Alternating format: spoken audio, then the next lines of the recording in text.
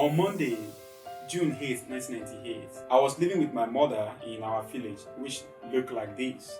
And suddenly, like maybe 7 or 8 p.m., we started hearing this noise of drum and dance, and everybody was jubilating. I was just 11 years and maybe 7 months. So, like, what you want to do is to jubilate with everybody.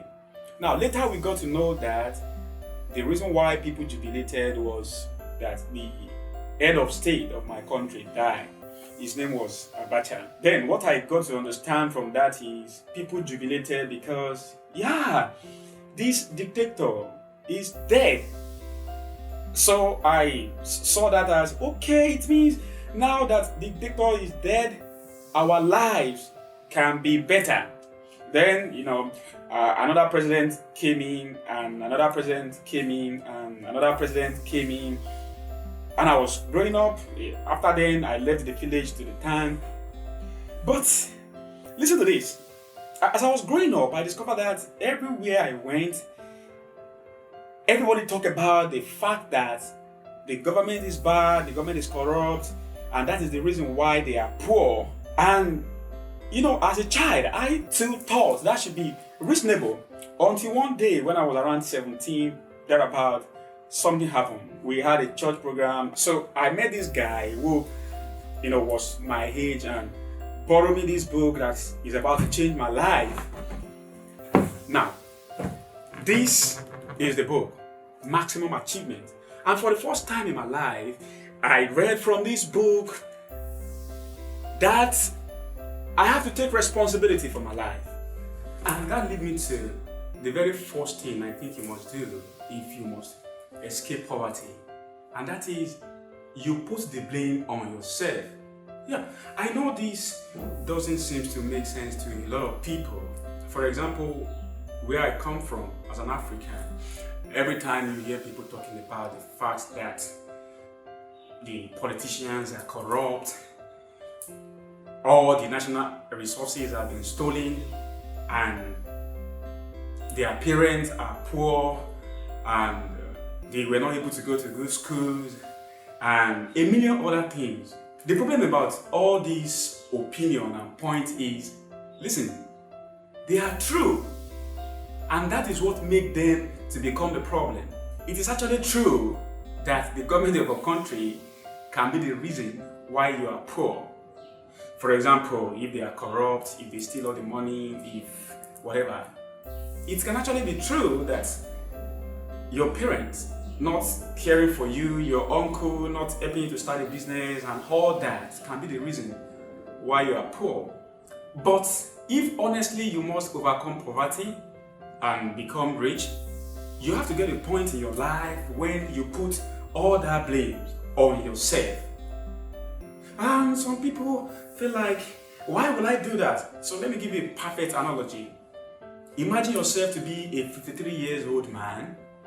You are having a daughter, let's say age 17, and one of these days, 6 a.m., armed robbers stormed your house and they took away everything you have. Not just that, they raped your daughter. Now that is horrible.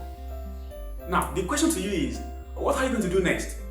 So you want to grab your daughter and take her to the hospital because, those armed robbers are not good people. They have done evil to you. They want not to rape your daughter. But now, until you carry that burden on yourself, it simply doesn't make sense to you. Now, this is the meaning of what I'm talking about. The politician in your country might be very bad, corrupt, or even evil. They might be the reason why you are poor and not be able to forge ahead in life. But listen to this. They are probably not going to help you. Imagine them to be like that armed robber. You can't wait on him. You can't wait on him. You can't just wait on him to come and rescue your daughter. People are not supposed to be rapists. Yeah, you're right. Yeah. You see, people are not supposed to be rapists. But they are. What do you do about that? The way I see life is, you cannot proceed in life to achieve what you want to achieve if you want to focus on what other people do, because you simply don't have power over that. The only things you can control are things that are within you, and that is your life. Yeah, politicians ought to be honest, but they are not. What do you do about that? They ought not to be corrupt, but they are not. What do you do about that? Your parents should be middle class or even rich people who could take care of your life and everything you need. But you're unfortunate to be born like myself by poor parents. What do you do about that? So, what do you gain by focusing on things you cannot change? The second thing you have to do if you truly want to escape poverty is to forget your degree in every other area of life. And I'm going to explain that with a story. A few days ago, I received a text from a friend who, complained to me about the fact that he is poor despite the fact that he is a good Christian. Okay, so I need you to get this very right. Life is not like one cap fits everybody. Life is not like one kind of education fits every area of life. Life is not like one kind of knowledge make you to excel every other area of your life. Get this very right. That you are a good Christian is a good thing. By the grace of God, I'm a born again Christian. Good one for you. That is an area of your life. But that doesn't guarantee that you are going to be wealthy or rich. They are two different things. And I think school has a lot to do with all this, all this stupidity. Because when people go to school, they are deceived to believe that getting out of school means you are now educated. And what that means is now you are educated. It's kind of like a cap has been given to you.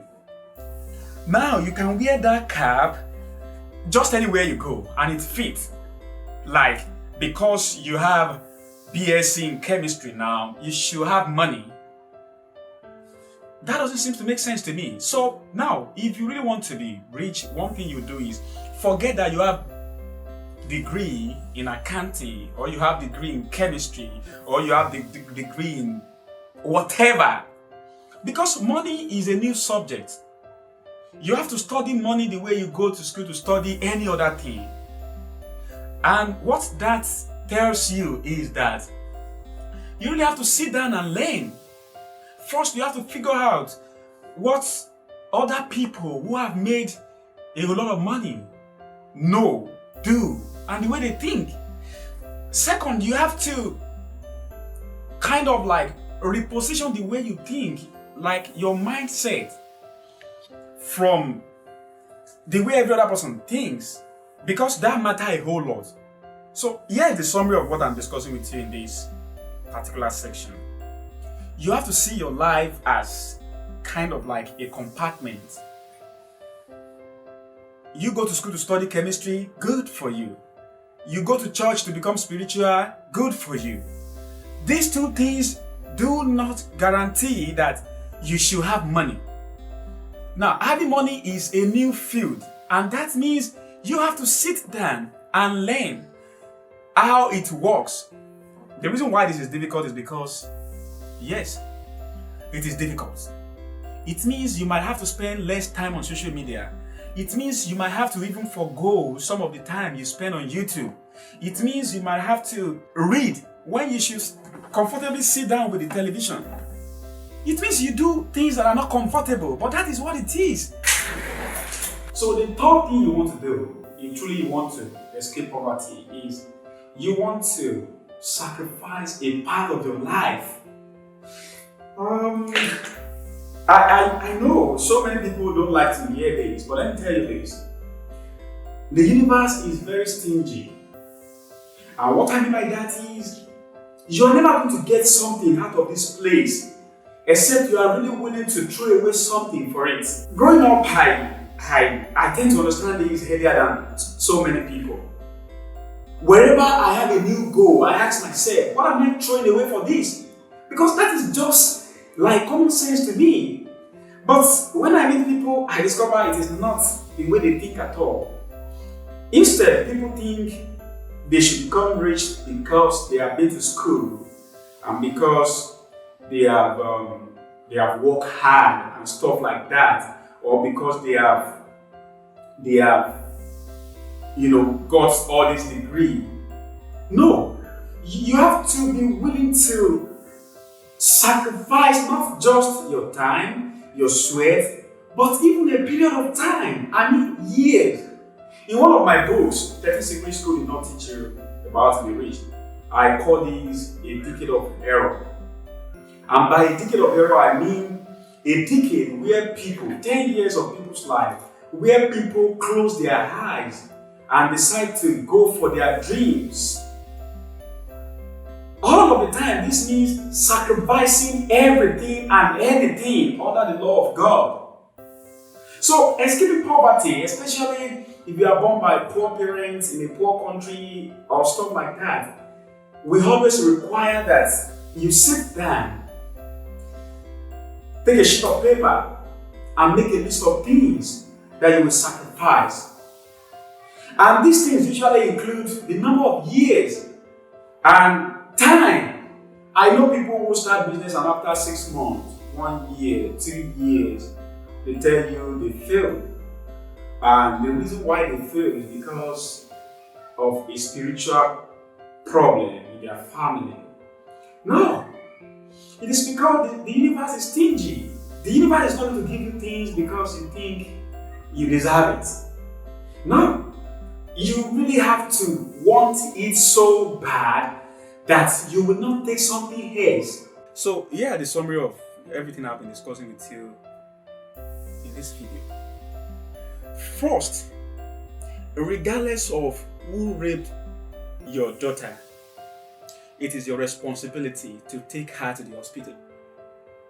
And the reason for this is because, I'm sorry, if somebody is so bad to have come after you and rape your daughter, he is probably not going to be nice enough to take care of your daughter. If the president of your country is so bad to steal all the money in your country, he probably doesn't care about you in the first place. If the leaders of your country or whoever you think is responsible for your problem are so bad that they get you to where you are, they are probably never going to care about getting you out of it. So if they don't care about getting you out of it, who will?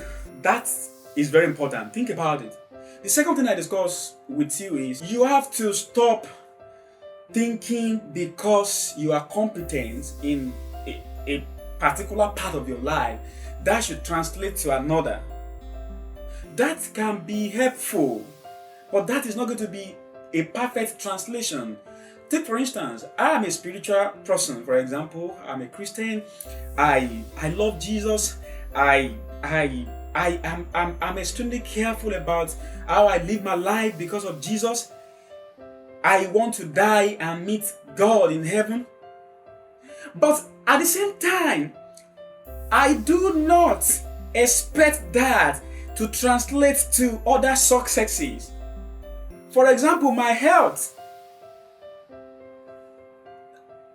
Doctors give me recommendation about my eyes. Look at my eyes. Alright, it is probably not as good as yours. Okay? Now, I have to take care of that. That is not having anything to do with my relationship with Jesus. Jesus can help me. Jesus can heal my eyes. But what about the fact that my doctor recommended that I eat certain food? That is my duty. So, as an entrepreneur, I have a relationship with Jesus, and that has been helpful to me so many times. But that will never be enough for me to think I'll be wealthy. And that is why I have all these books. I have to read, I have to learn, I have to study. So that you have degree in whatever engineering, you have degree in whatever science, that you are a spiritual person, those are different areas of your life. If you want to be rich, you have to study to understand how money works. And the last thing is you have to be willing to separate a part of your life and decide, oh, from today to so year, I'm going to make sacrifices. I'm not going to do this, I'm not going to do this, I'm not going to do this. I'm going to read this, I'm going to read this, I'm going to do this. Because if you're not willing to give something, you can't get something. Now, if you like me or you like this video, you have to do two things. And that is, maybe you share it with a few people. Second, check the description box of this video and download my free books. Thank you.